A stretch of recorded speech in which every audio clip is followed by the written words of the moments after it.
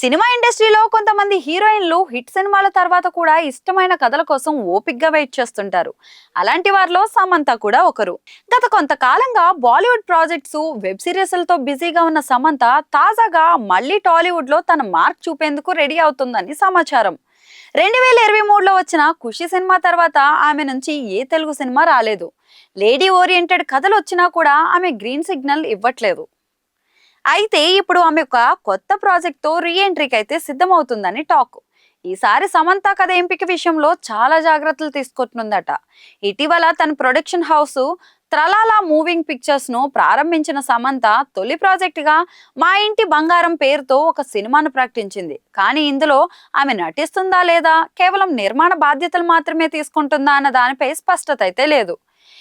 అయితే తాజాగా దర్శకురాలు నందిని రెడ్డి చెప్పిన కథకు మాత్రం ఆమె ఓకే చెప్పినట్లు సమాచారం. నందిని రెడ్డితో సమంతకు ఇది మూడో సినిమా. ఇంతకు ముందు జబర్దస్త్, ఓ బేబీ సినిమాలు చేసిన విషయం మనందరికీ తెలుసు. నందిని రెడ్డి గత కొన్ని రోజులుగా సమంత కోసం ఒక స్పెషల్ స్క్రిప్ట్ ని డెవలప్ చేస్తుందని, చివరికి అది సమంతను మెప్పించిందని అంటున్నారు. ఇప్పుడు ఈ ప్రాజెక్టు ప్రీ ప్రొడక్షన్ దశలో ఉందని సమాచారం. ఇది పూర్తిగా వైవిధ్యమైన కథ అని, ఇప్పటి వరకు సమంత చేసిన లేడీ ఓరియంటెడ్ చిత్రాలకు భిన్నంగా ఉంటుందని టాక్. మరి ఈ సినిమాను సమంత తన ప్రొడక్షన్ హౌస్ ద్వారా నిర్మిస్తుందా, లేక మరొక పెద్ద నిర్మాణ సంస్థతో కలిసి తీస్తుందా అన్నది ఇంకా అధికారికంగా క్లారిటీ రావాల్సి ఉంది. తెలుగులో సినిమాలు తగ్గించిన తర్వాత సమంత హిందీ ప్రాజెక్ట్స్ పై ఎక్కువగా దృష్టి సారించింది. ది ఫ్యామిలీ మ్యాన్ 2 తర్వాత బాలీవుడ్ కు డోర్స్ ఓపెన్ చేసుకున్న సమంత ప్రస్తుతం రక్త బ్రహ్మాండ ది బ్లడీ కింగ్డమ్ అనే సినిమాతో హిందీ ప్రేక్షకుల ముందుకైతే రాబోతుంది.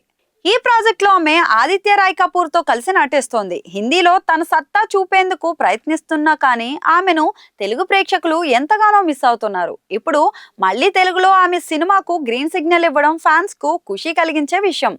మరి సమంత ఎప్పుడు స్ట్రాంగ్ పాత్రలను ఎంచుకుంటుందనే విషయం అయితే తెలిసిందే.